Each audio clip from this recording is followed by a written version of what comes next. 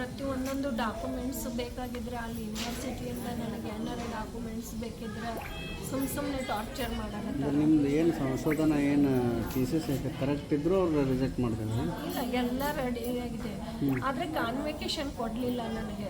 ಎಲ್ರಿಗೂ ಕರೆದ್ರು, ಆದರೆ ಅವತ್ತು ನಾನು ಎಲ್ಲರೂ ಈಗ ರಾಜ್ಪಾಲ್ ಬಂದಿದ್ರು, ಅವತ್ತೇ ನಾನು ರಾಜ್ಪಾಲ್ ಮುಂದೆ ಅಸಹ್ಯ ಮಾಡ್ತಿದ್ರೆ ಕಾಮಗೌಡ ಅವ್ರದ್ದು ಏನು ಇದು VC ಅವ್ರದ್ದು ಏನು ಮರ್ಯಾದೆ ಉಳಿತಿತ್ತು?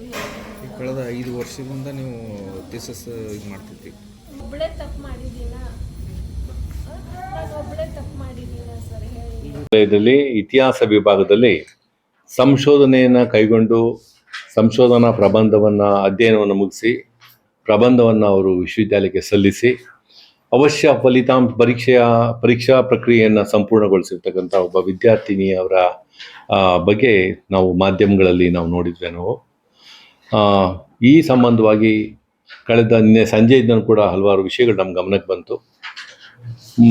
ಮೊನ್ನೆ ನಾನು ಬಿಜಾಪುರದಲ್ಲಿ ನಮ್ಮ ರಾಣಿ ಚೆನ್ನಮ್ಮ ವಿಶ್ವವಿದ್ಯಾಲಯದ ಕ್ಯಾಂಪಸ್ಗೆ ಹೋದಾಗಲೂ ಕೂಡ ನಿರಂತರವಾಗಿ ಕರೆಗಳು ಬರ್ತಾಯಿತ್ತು. ನನಗೆ ನಿರಂತರವಾಗಿ ಕರೆಗಳು ಬರ್ತಾಯಿತ್ತು.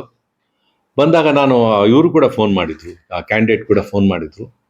ಹೇಳಿದೆ ವಿಶ್ವವಿದ್ಯಾಲಯಕ್ಕೆ ಬಂದು ಸೋಮವಾರ ಕುಲಸಚಿವರನ್ನ ಭೇಟಿ ಮಾಡಿ ಅದೇನಾಗಿದೆ ಅಂತ ತಿಳ್ಕೊಳ್ಳಿ ನೀವು ಅಂತಕ್ಕಂಥ ಸೂಚನೆಯನ್ನು ಕೊಟ್ವಿ. ನಾವು ಆ ಸೂಚನೆಯನ್ನು ಹಲವಾರು ಬಾರಿ ಕೊಟ್ವಿ. ಅವರು ಮತ್ತು ಇನ್ನು ಹಲವು ಮುಖಂಡರು ಕೂಡ ಮಾತಾಡಿದ ಅವ್ರಿಗೂ ಕೊಟ್ವಿ ನಾವು.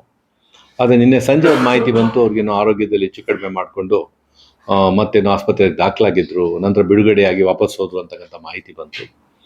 ಇದರ ಪ್ರಕರಣದ ಹಿನ್ನೆಲೆ ಏನು ಅಂತ ಹೇಳಿದರೆ, ಇವರು ಅಧ್ಯಯನವನ್ನು ಆರಂಭ ಮಾಡಿದ್ದು ರಾಣಿ ಚೆನ್ನಮ್ಮ ವಿಶ್ವವಿದ್ಯಾಲಯದಲ್ಲಿ 2021ರಲ್ಲಿ ಇತಿಹಾಸ ವಿಭಾಗದಲ್ಲಿ ಪ್ರೊಫೆಸರ್ KLN ಮೂರ್ತಿಯವರ ಅಡಿಯಲ್ಲಿ ಮಾರ್ಗದರ್ಶನವನ್ನು ಆರಂಭ ಮಾಡಿದ್ರು ಸಂಶೋಧನೆಯನ್ನು. ಆ ಸಂಶೋಧನೆ 4 ವರ್ಷಗಳ ಕಾಲ ನಡೆದಿದೆ.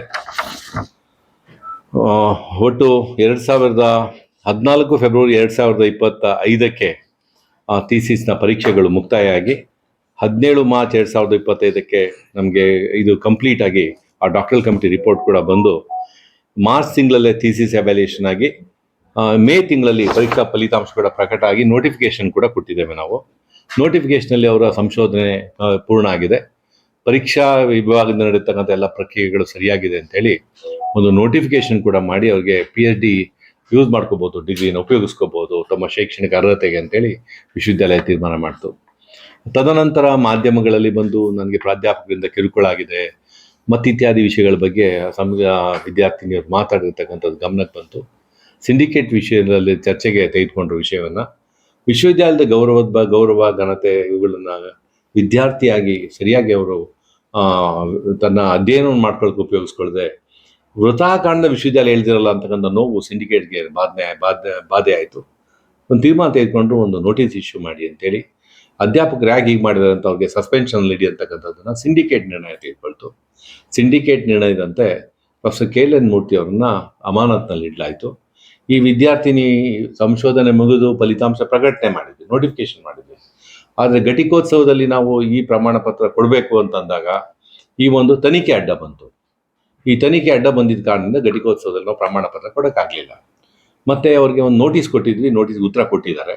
ಈ ನೋಟಿಸ್ ಕೊಟ್ಟಿರ್ತಕ್ಕಂಥ ಉತ್ತರ ಹಾಗೂ ಪ್ರೊಫೆಸರ್ KLN ಮೂರ್ತಿ ಅವರು ಕೊಟ್ಟಿರ್ತಕ್ಕಂಥ ಉತ್ತರ ಎರಡನ್ನೂ ಕೂಡ ಸಿಂಡಿಕೇಟ್ನಲ್ಲಿ ಇಡಬೇಕು ಅಂತ ತೀರ್ಮಾನ ಮಾಡಿದ್ವಿ. ನೀವೆಲ್ಲರೂ ಕೂಡ ನಮ್ಮ ಗಮನಕ್ಕೆ ತೆಗೆದುಕೊಂಡು ಕೂಡಲೇ ತುರ್ತಾಗಿ ಸಿಂಡಿಕೇಟ್ ಮಾಡೋಣ ಅಂತೇಳಿ ನಾವು ಕುಲಸಚಿವರು ವಿಶ್ವವಿದ್ಯಾಲಯದಲ್ಲಿ ಚರ್ಚೆ ಮಾಡಿದ್ವಿ. 4ನೇ ತಾರೀಕು ಒಂದು ತುರ್ತು ಸಿಂಡಿಕೇಟ್ ಸಭೆಯನ್ನು ನಾವು ಕರೀತಾ ಇದ್ದೇವೆ. ಈ ಸಭೆಯಲ್ಲಿ ಈ ಪ್ರಕರಣದ ಬಗ್ಗೆ ಚರ್ಚೆಯನ್ನು ಮಾಡಿ ಸಿಂಡಿಕೇಟ್ ನಿರ್ಣಯದಂತೆ ಕ್ರಮವನ್ನು ತೆಗೆದುಕೊಳ್ತೇವೆ. ವಿಶ್ವವಿದ್ಯಾಲಯದಿಂದ ನಮ್ಮ ನಿಯಮಾನುಸಾರ ಏನು ಕ್ರಮ ತೆಗೆದುಕೊಬೇಕು, ಸಸ್ಪೆನ್ಷನ್ ಆಯ್ತಲ್ಲ, ಆ ಸಸ್ಪೆನ್ಷನ್ಗೆ ನಾವು ಉತ್ತರ ಕೊಟ್ಟಿದ್ದಾರೆ. ಆ ಉತ್ತರ ಕೊಟ್ಟಿದ ನಂತರ ಪ್ರಕ್ರಿಯೆಗೆ ಹೋಗುತ್ತೆ.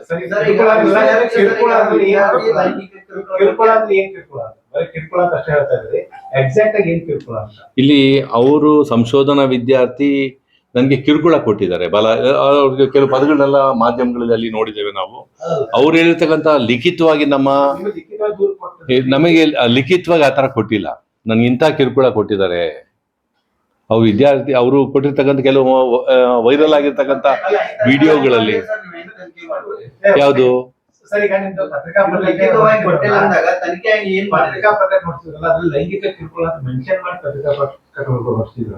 ಸೊ ಈಗ ಕೇವಲ ಕಿರುಕುಳ ಅಂತ ಇದ್ರೆ ಇಲ್ಲ ಇಲ್ಲ ಏನಾದ್ರು ಆ ದೂರದಿಂದ ವಾಪಸ್ ಪಡೆಯೋದಕ್ಕೆ ಸಿಂಡಿಕೇಟ್ ಮೆಂಬರ್ ಒತ್ತಡ ಹಾಕಿದ್ರ ಅಥವಾ ನಿಜವಾಗಿ ಆ ರೀತಿ ಏನಾದ್ರು ಆಗಿದೆಯಾ?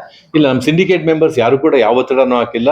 ಸರಿಯಾಗಿ ತನಿಖೆ ಮಾಡಬೇಕು, ಯಾರು ತಪ್ಪಿತಸ್ಥರ ಮೇಲೆ ಶಿಕ್ಷೆ ಆಗಬೇಕು, ವಿದ್ಯಾರ್ಥಿ ಸರಿಯಾಗಿದ್ರೆ ವಿದ್ಯಾರ್ಥಿಗೆ ಯಾವುದು ಅಡೆತಡೆ ಬರಬಾರ್ದು ಅಂತಕ್ಕಂಥದ್ದೇ ಸಿಂಡಿಕೇಟ್ ನಿರ್ಣಯ ಆಗಿದೆ. ಯಾವುದೇ ಒತ್ತಡ ಯಾರಿಂದನೂ ಇಲ್ಲ. ಒಟ್ಟಾರೆಯಾಗಿ ರಾಣಿ ಚೆನ್ನಮ್ಮ ವಿಶ್ವವಿದ್ಯಾಲಯದ ಗೌರವ, ಪವಿತ್ರತೆ, ನಮಗೆ ಚಾರಿತ್ರ್ಯ ಚೆನ್ನಾಗಿರ್ಬೇಕೆ ಹೊರತು ವಿದ್ಯಾರ್ಥಿಗಳು, ಸಂಶೋಧನಾ ವಿದ್ಯಾರ್ಥಿಗಳು ಇಂಥ ವಿಷಯಗಳು ಅಲ್ಲಿ ಬಂದಿರ್ತಕ್ಕಂಥದ್ದು, ಮಾರ್ಗದರ್ಶಕರಿಂದ ಅನುಭವಿಸಿರ್ತಕ್ಕಂಥದ್ದು, ಇದು ಬಹಳ ಬೇಸರವಾಗತಕ್ಕಂಥ ವಿಷಯ.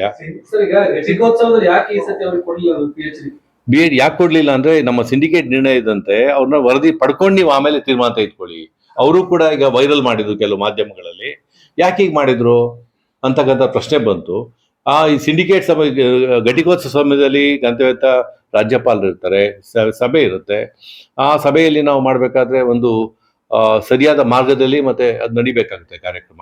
ಅದರಲ್ಲಿ ಬಂದು ಇಂಥವೆಲ್ಲ ಲೋಪಗಳು ಇಟ್ಕೊಂಡ್ರೆ ತೊಂದರೆ ಆಗುತ್ತೆ ಅಂತಕ್ಕಂಥ ರೀತಿಯಿಂದ ಇದು ಒಂದನ್ನು ಮಾತ್ರ ಮಾಡಲ್ಲ. ಆದರೆ ಒಂದು ವಿಷಯ ನಿಮ್ಮ ಗಮನದಲ್ಲಿರಲಿ, ನಾವು ಏನು ಎಲಿಜಿಬಿಲಿಟಿ ಬುಕ್ ಅಂತ ಮಾಡ್ತೀವಿ ಅದರಲ್ಲಿ ಅವ್ರ ಹೆಸರಿದೆ.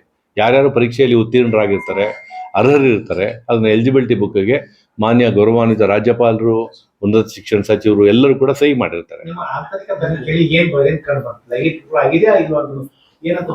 ಆಂತರಿಕ ಸಮಿತಿಯನ್ನ ನಾವು ಮಾಡಿದ್ವಿ. ಮಾಡಿಯಲ್ಲಿ ಅವರು ಮೇಲ್ನೋಟಕ್ಕೆ ಕಂಡು ಬರ್ತಾ ಇದೆ ಅಂತಕ್ಕಂಥದ್ದು ಕೊಟ್ಟಿದ್ದಾರೆ. ನಮಗೆ ಮೇಲ್ನೋಟಕ್ಕೆ ಕಂಡು ಬರ್ತದೆ ಅಲ್ಲ, ಅದಕ್ಕೆ ನಾವು ಡೈರೆಕ್ಟ್ ಆಗಿ FIR ಮಾಡ್ಲಿಕ್ಕೆ ಕಾರಣ ಏನು ಅಂತ ಹೇಳಿ, ನಮಗಿರ್ತಕ್ಕಂಥದ್ದು ವಿಶ್ವವಿದ್ಯಾಲಯದ ಮಿತಿಗಳು, ನಿಯಮದ ಮಿತಿಯಲ್ಲಿ ಕೆಲಸ ಮಾಡಬೇಕು. ನಾವು ಮೊದಲಿಗೆ ನಮ್ಮದು ಕಂಪ್ಲೀಟ್ ಆಗದೆ ಅಲ್ಲಿ ಹೋಗಿ ಬರಲ್ಲ. ನಾವು ಸಬ್ಜುಡೀಸ್ ಆಗ್ಬೇಕು, ಫಸ್ಟ್ ಇದು ಕಂಪ್ಲೀಟ್ ಮಾಡ್ಬೇಕು ಪ್ರಕ್ರಿಯೆ. ಈ ಪ್ರಕ್ರಿಯೆ ಕಂಪ್ಲೀಟ್ ಮಾಡದೆ ಮತ್ತೊಂದು ಪ್ರಕ್ರಿಯೆ ಕೈ ಹಾಕ್ಬಾರ್ದು. ನಾವು ಈಗೇನಾಗಿದೆ, ನಾಳೆ ಸಿಂಡಿಕೇಟ್ ಕರಿತಾ ಇದೀವಿ, ಆ ಸಿಂಡಿಕೇಟ್ನ ಚರ್ಚೆಗೆ ಇಡ್ತೇವೆ, ವಿದ್ಯಾರ್ಥಿನಿದು ಇಡ್ತೀವಿ, ಗೈಡ್ದು ಇಡ್ತೀವಿ ಲೆಟರ್ನ. ಯಾರು ಅವರು ಒಂದು ತಮ್ಮ ಪತ್ರದಲ್ಲಿ ತಿಳಿಸಿದ್ದಾರೆ, ಒಮ್ಮೆ ತಿಳಿಸಿದ್ರು. ನನಗೆ ಮಾನಸಿಕವಾಗಿರ್ತಕ್ಕಂಥ ಒಂದು ಇದರಿಂದ ನಾನು ಮಾಡಿದ್ದೆ, ಹಿಂಪಡಿತೇನೆ, ಅವ್ರು ಒಳ್ಳೆಯವರು, ಅವ್ರು ಬಿಟ್ಬಿಡಿ ಅಂತ ಕೂಡ ಅವ್ರು ಪತ್ರ ಕೊಟ್ಟಿದ್ದಾರೆ.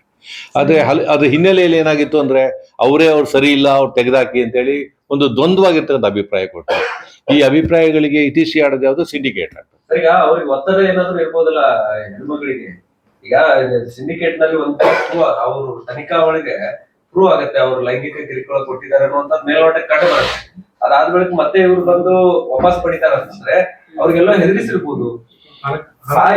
ಯಾಕೆ ನೀವು ಪೊಲೀಸರ ಹತ್ರ ಹೋಗ್ಲಿಲ್ಲ? ಇಲ್ಲ, ನಾವೇನ್ ಮಾಡಿದೀವಿ, ಇಲ್ಲ ಈಗ ನಾವು ಈ ಅಂಶಗಳನ್ನ ಚರ್ಚೆ ಮಾಡಕ್ಕೆ ಸಿಂಡಿಕೇಟ್ ಕರ್ತೀವಿ. ನಮ್ಗೆ ಆ ಥರದ್ದೇನು ಆ ಥರದ್ದು ನಮ್ಮ ಕಿವಿಗಳಿಗೆ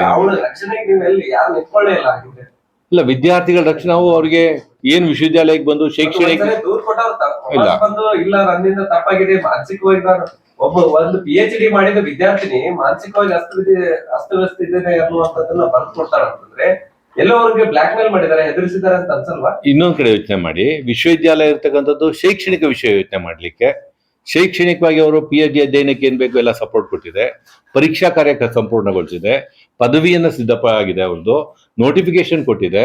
ಅಂದ್ರೆ ಒಂದು ಹೆಣ್ಮಗಳಿಗೆ ಶಕ್ತಿ ಕೊಡ್ಬೇಕು, ಸ್ಥೈರ್ಯ ಕೊಡ್ಬೇಕು ಅಂತ ವಿಶ್ವವಿದ್ಯಾಲಯ ಅಕಾಡೆಮಿಕ್ ಆಗಿ ಏನ್ ಮಾಡ್ಬೋದು ಮಾಡಿದೆ. ಏನು ಅಲ್ಲ, ಅದಕ್ಕೆ ತನಿಖೆ, ಅದಕ್ಕೆ ಸಸ್ಪೆಂಡ್ ಮಾಡಿದ್ವಿ. ಅಲ್ಲ, ಅದಕ್ಕೆ ಸಸ್ಪೆಂಡ್ ಮಾಡಿದೀವಿ ಸಿಂಡಿಕೇಟ್.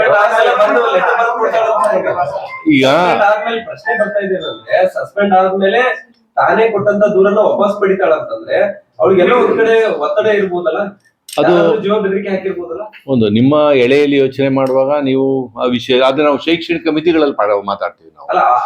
ನಾವೇ ನಮ್ಮಲ್ಲಿ ಪರಮೋಚ್ಚ ಅಧಿಕಾರ ಸಿಂಡಿಕೇಟ್ ಇದೆ. ನೀವು ಹೇಳಿರ್ತಕ್ಕಂಥ ಪಾಯಿಂಟ್ ಸಿಂಡಿಕೇಟ್ ತೆಗೆದುಕೊಂಡು ಹೋಗ್ತೇನೆ, ಈ ಪಾಯಿಂಟ್ ನಲ್ಲಿ ಚರ್ಚೆ ಮಾಡ್ತೇವೆ.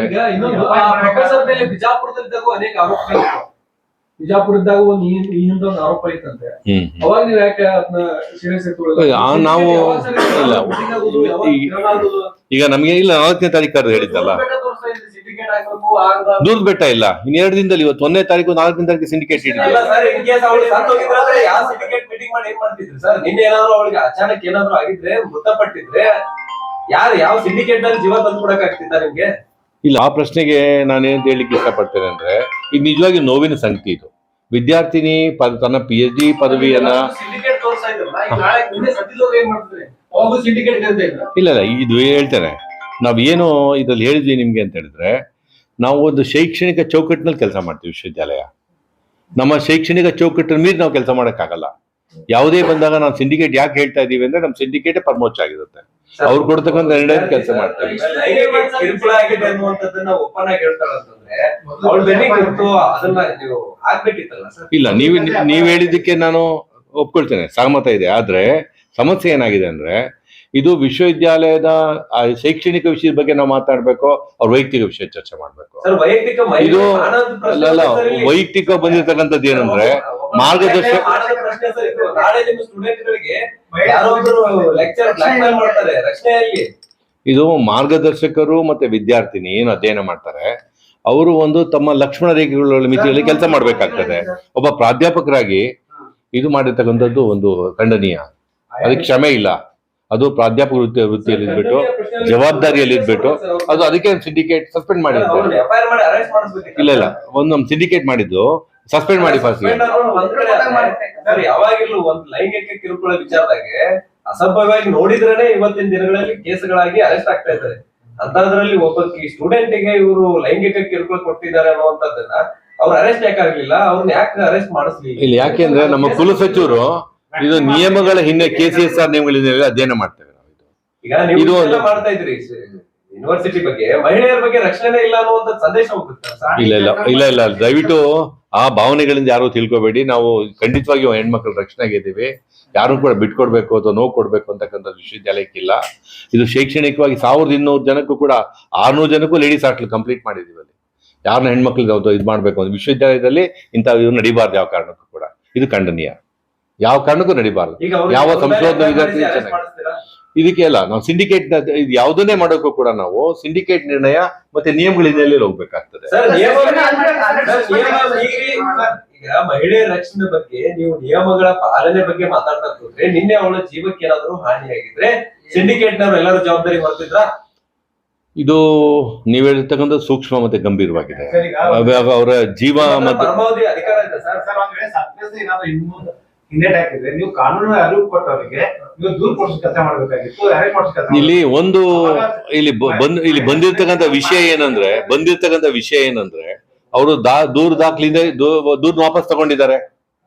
ಇಲ್ಲಿ ಬಹಳ ದೂರ ಹಿಂದ್ ತಗೊಂಡಿದ್ದಾರೆ. ಇಲ್ಲ ದೂರ ಹಿಂದ್ ತಗೊಂಡಾದ್ಮೇಲೆ ಈಗ ಅವ್ರು ಬಂದು ವಿಶ್ವವಿದ್ಯಾಲಯ ಭೇಟಿ ಮಾಡಮ್ಮ, ನಿಮ್ಗೆ ಇರ್ತಕ್ಕಂಥ ವಿಷಯಗಳನ್ನ ಸಾಲ್ವ್ ಮಾಡ್ತಾರೆ ಅಂತ ಹೇಳಿದ್ರೆ ಅದು ಆ ಘಟ್ಟಕ್ಕೆ ಬರ್ದೆ ಅವರು ಆ ಮಾತುಗಳು ತೆಗೆದುಕೊಂಡಿದ್ರು ಅಂತಕ್ಕಂಥ ಮಾತು ಅಲ್ಲ. ಅದಕ್ಕೆ ಅದೇ ನಾವು ಘಟಿಕೋತ್ಸವ ಮುಗಿತಾಗ ಅದನ್ನೇ ಪ್ರೈಮರಿಯಾಗಿ ಇಟ್ಕೊಂಡಿದ್ದೇವೆ, ಮಾಡ್ತಾ ಇದ್ದೇವೆ. ಈಗ ತುರ್ತಾಗಿ ಮಾಡ್ತೀವಿ ಅದನ್ನ. ಅಲ್ಲ ಸರ್, ಒಂದೇನಂದ್ರೆ ನೀವು ಆಲ್ರೆಡಿ ಆಂತರಿಕ ತನಿಖೆ ಮಾಡಿದ್ರ, ಅದರಲ್ಲಿ ಮೇಲ್ನೋಟಕ್ಕೆ ಸಾಬೀತಾಗಿದೆಯಾ? ಮೇಲ್ನೋಟಕ್ಕೆ ಹೌದಾ ಲೈಂಗಿಕ ಕಿರುಕುಳ ಆಗಿರುವಂತದ್ದು ಅದೇ ಒಂದು ಕಾರಣ ಇಟ್ಕೊಂಡು ಅವ್ರನ್ನ ಅಮಾನತು ಮಾಡಿ. ಅಲ್ಲಿ ಎರಡು ವಿಷಯ ಇದೆ ನೋಡಿ. ಆ ವಿಷಯ ವರದಿ ನಿಮ್ಮ ಮುಂದೆ ಕೊಡ್ತೀನಿ.